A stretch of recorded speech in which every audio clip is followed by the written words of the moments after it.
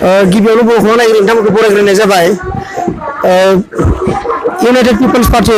liberal बिथांमोना मोनसे गोलाव लामा हान्जा सुरदों पद जात्रा होनो बिथांमोना बेसेबां गोलाव लामा हान्जा सुरखो आरो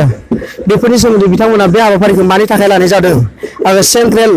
इउपिपिएल मिरु लाइमोन आफादनि आफादगिरि बिथां समनाथ नार्जारि बिथांनाव सोंगोन आङो दिनैनि बे गोलाव लामा हान्जा सुरनायनि थाखाय मा होनना फोरमायगोन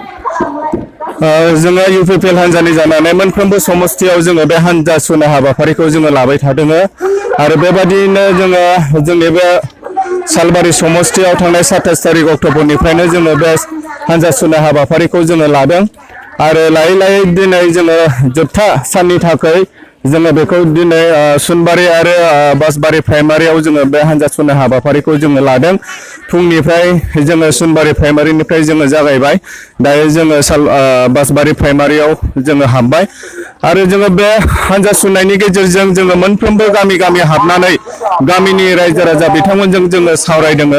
जे गामियाव मा मा जेंना दङ मा समस्याफोर दङ बै जेंनाफोरखौ लानानै जोङो गोबां सावरायदों जे बबे बिथिंजों जोंनि गामिफ्राव जेंनाफोर दङ सोलोंथाइ बिथिङाव बेबायदि जेंना लामा लांगुरनि जेंना देहा फाहामसालिनि जेंना बा बेबायदि लाइमोनफोरनि जेंना समाजारि जेंना धोरोमारि जेंना गासिबो जेंनाफोरखौ लानानै जोङो बेबायदि जोंनि हान्जानिफ्राय जोङो उद्देश लादों जाहाथे जोङो फैबाय थानाय समाव इउपिपिएल सरकार दायोब्ला बै जेंनाफोरखौ जोङो बोरै जोङो सुस्रांनानै लानो हागोन बा बै जेंनाफोरनि समस्या बे समस्याफोरनि समाधानखौ जोङो बोरै खालामनो हागोन बैफोरखौनो उद्देश लानो थाखाय जोङो दिनै बेबायदि मोनफ्रोमबो समस्यायाव बे हान्जा सुरनाय हाबाफारिखौ जोङो लादों आरो दिनै फुंनिफ्राय लानानै जोङो दासिमाव खमसे खम 30-35 किल'मिटार जोङो बे हान्जा सुरबाय आरो जोङो दा बेलासिसिम जोङो हान्जा सुरबावगोन आरो बे हान्जा सुरनायाव जोङो नुदों दिनै गोबां रायजो राजा बिथांमोना लोब लोब ओंखारनानै जोंखौ मदद खालामदों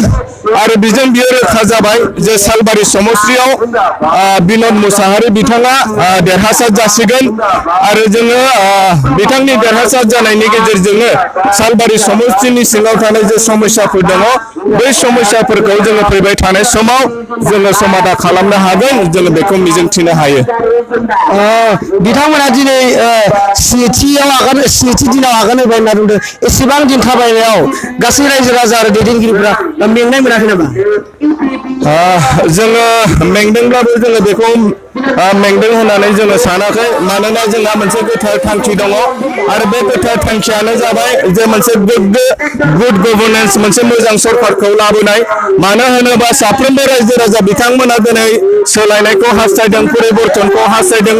दा बे परिबर्तनखौ हास्थायनानैनो दिनै हाजार हाजार रायजो राजा बिथांमोना मोनफ्रोमबो समस्थियाव लोब लोब ओंखारनानै जोंखौ मदद खालामदों जोंखौ सापर्ट खालामदों जायनि थाखाय दिनै जोङो मेंदोंब्लाबो मेङै बादि जोङो मोनसे बोलो लानानै जोङो बे हान्जा सुरनाय हाबाफारिखौ जोङो कन्टिनिउ खालामबाय थादों नाथाय बिटिसिआव 40टा मासि दं 40टा मासिनि गेजेराव इउपिपिएल राजखान्थि हान्जा हिसाबै बेसेबांसो मासि आवग्रिनो हागोन होननानै आं मा फोरमायगोन इउपिपिएल हान्जानि जानानै जोङो 40टा समस्थियाव जोङो बिजाथि होदों आरो दिनैसिमाव जोङो बुंनो हायो बे 40टानि गेजेराव खमसे खम जोङो 30टानिफ्राय 32टा समस्थियाव जोङो इउपिपिएलआ देरहासार जानानै जोङो सरकार दागोन बियो रोखा मानो होनोबा मोनफ्रोमबो हारि माहारिनि सुबुंफ्रा दिनै जोंनि बे इउपिपिएल दोलोखौ सापर्ट खालामदों बिथां लाइमोन इउपिपिएलनि आफादगिरि बिथां समनाथ नार्जारि बिथांनाव जोङो माखासे खोथाखौ जों मिथिना मोनबाय बे समाव आङो सोंगोन नैसे सालबारि समस्थिनि इउपिपिएलनि बिजाथि बिथां बिनोद मुसाहारि बिथां आदसा नोंथाङा दिनैनि हाबाफारिनि गेजेरजों मा फोरमायगोन आङो दिनैनि जि गोथार हाबाफारि बे गोथार हाबाफारिनि गेजेरजों बेखौनो फोरमायनो लुबैदों जे रायजो राजाया परिबर्तनखौ जे नागिरदों बे सैथो आरो बे रोखा आरो नंखायनो जोङो दिनैहाय जे गोलाव हान्जा सुरनाय परिबर्तन जात्रा बे स्निथि सानाव आगान सुरबाय आरो जागायनायनिफ्राय दिनैसिम रायजो राजानिफ्राय जिबायदि अननाय जिबायदि माने बरायनाय मोनदों जिबायदि मोजां माने आसा खालामनायखौ जों मोनदों दा बेखौ नायोब्ला जोङो साननो हायो जे इउपिपिएल हान्जानि सायाव रायजो राजानि जि फोथायनाय जि बिसास बे बांदों आरो इउपिपिएल हान्जानिनो सरकार फैजानायखौ माने रायजो राजाफोरा नागिरदों जिहेतु बिथांनाव सोंगोन आं बिथांनाव मिथिना लानि बिथांनि देरहानाया रोखा होननानै बुंदों नाथाय सालबारि नैसोराव सालबारि समस्थियाव गोबां गोग्लैसोनाय आरो गोबां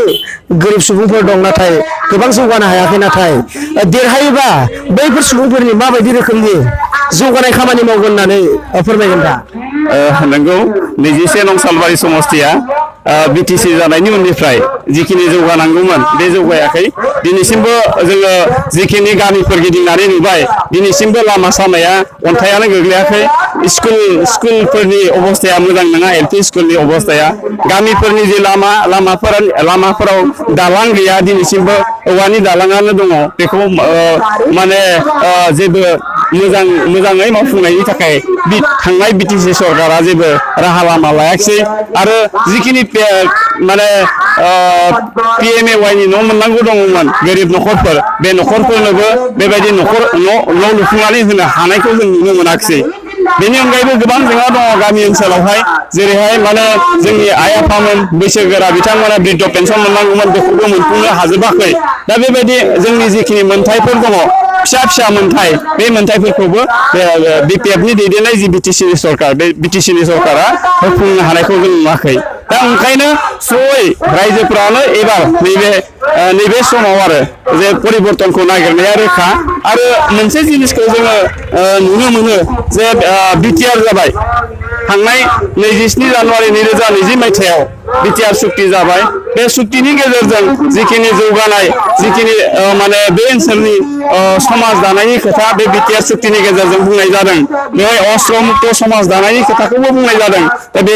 बेवहाय बेनि थाखायनो नैबे समाव आरो जोङो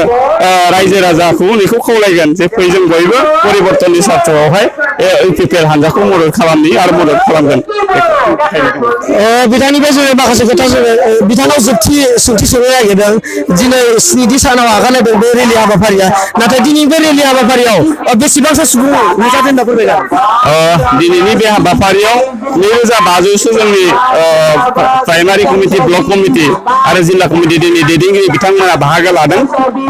जोंहा नैबे हान्जा सुरनाया बाथाबारि गामियाव जोबहैगोन आरो बेवहाय जों पाब्लिक मिटिं मोनसे लागोन आङो बाहागो लागिरि जोंनि माने हान्जानि गासै दैदेनगिरि बिथांमोनखौ आं साबायखर जासिगोन 7 सान बिथांमोन बयबो बेबायदि रायजो राजाखौ खबर लानायाव नै गोलाव हान्जा सुरनाय परिबर्तननि जि जात्रा बे जात्रायाव बाहागो लानानै बे जोंनि परिबर्तननि जात्राखौ माने मोजाङै मोजां जाफुंसार होबाय दा बेनि थाखाय आङो गोरबोनिफ्राय जोंनि गासै दैदेनगिरि बिथांमोनखौ आं खुलुमनाय आरो सिबिनायखौ जासिगोन आरो मोजां हामलायनायखौबो जासिगोन जों बिथां मिरु बिपिएलनि आफादगिरि बिथां सम्राट नार्जारि बिथांनिफ्रायबो जों मिथिना मोनबाय आरो नैसोराव सालबारि समस्थिनि बिजाथि बिथां बिनोद मुसाहारि बिथांनिफ्राय माखासे मिथिनो मोनबाय बे हाबाफारिया जागायना दिनै 7 सानाव आगान होबाय नाथाय बेयाव गोबां रोजा सुबुंफोरा नुजाथिनो मोनदों नाथाय बे ओनसोलनि रायजो राजाफ्रा थारैनो मोनसे सोलायनायनि मोनसे बारहावाखौ बारनाय नुदों बेनिखायनो आं केमेरा पार्सन बिथां मन्टु दैमारि बिथांखौ बे सुबुङाव बाहागो लानाय बे रेलियाव बाहागो लानायफोरखौ आङो दिन्थिनो थाखाय खावलायनाय